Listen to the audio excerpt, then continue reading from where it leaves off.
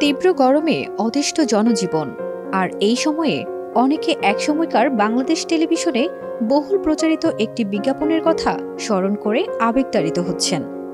এই বিজ্ঞাপনে মরহুম আবুল খায়েরের অসাধারণ আর হৃদয়গ্রাহী সংলাপ সাধারণ মানুষের মুখে মুখে।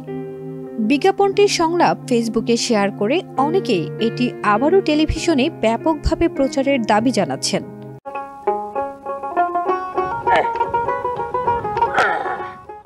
বিজ্ঞাপনটিতে কিংবদন্তি অভিনেতা আবুল খায়ের ছিলেন একজন কবিরাজ।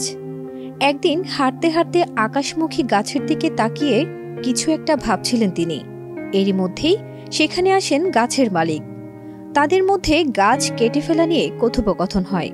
সব সময় কিছু কাজকর্ম করতে হইব, নিজের জন্য না, অন্যের জন্য।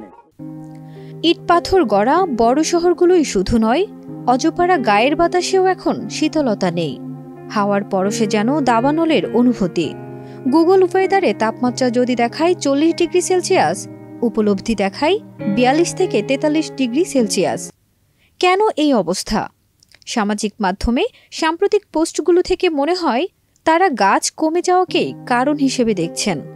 বিশেষজ্ঞরাও বলছেন, প্রতি বছরই পৃথিবীর বায়ুতে যে তাপমাত্রা বাড়ছে এর প্রধান কারণগুলোর মধ্যে রয়েছে বৃক্ষনিধন।